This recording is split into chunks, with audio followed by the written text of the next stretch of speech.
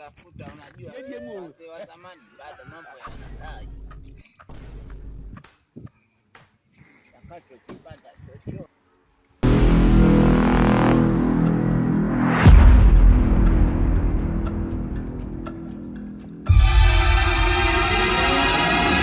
mzee kijana, mimi sio mzee mama. Hapo tunakuona mzee kabisa, una ndevu. Mimi mzee? Alafu kijana, mambo yangu kabisa wewe. Wewe mzee una haya? Kijana wako alikuwa mpaka uko hapo na mimi. Hapana bibi, mimi bado. Wewe ni mzee, sio vitu vyangu.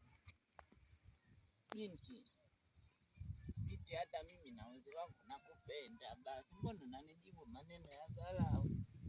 Umpende nani na wewe mzee wako? Mimi mzee?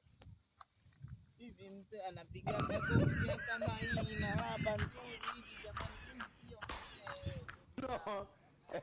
Wewe kama mzee. Binti, alafu nitakupa vitu jawahi kuviona binti. Sina shida hata na hivyo vitu vyako.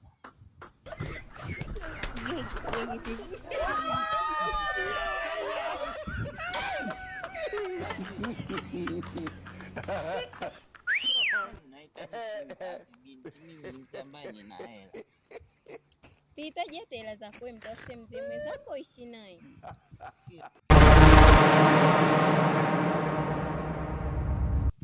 Mjukuu wangu leo umependeza. Kawaida babu, kawaida. Marahaba mjukuu wangu. Kawaida tu. Nataka kwenda. Babu, unajua nilikwambia jana leo nitakuwa na safari kidogo. Kwa hiyo safari nataka nifanye leo. Safari ya kuelekea kule msituni. Ndio babu, ndio. Na babu kijana sijui unaniagiza wapi? Kanasoma. Vitu jawahi kuviona nini? Sina shida hata na hivyo vitu vyako. Babu.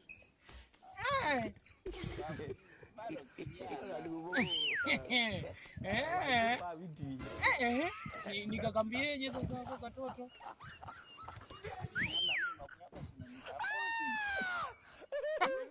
Babu unachekesha ujue. Hebu funguka babu. Kweli? Fanyie mazingira. Babu, mimi mwenyewe serikali babu. Serikali. Nitafikia mambo ya serikali muda mrefu sana. Itatumia akili. Sasa najitahidi naenda kufanya mazingira. Babu umenifurahisha. Nitachukua 100,000. Asante babu, asante. Sasa nenda uwahi kurudi mama. Babu.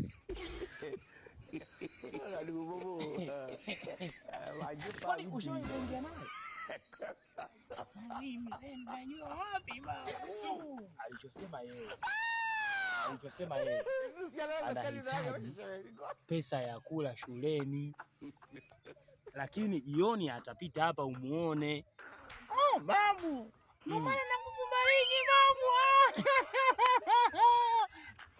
Sasa babu, hiyo inaisha. Ndio. Nitakuagiza uende kwenye akaunti ya benki pale ukachukue hata. Nitakutajia na namba ya simu, wewe ukatoa ili tumalize mchakato babu. Ila punguza huni sasa. Bado Bibi atajua.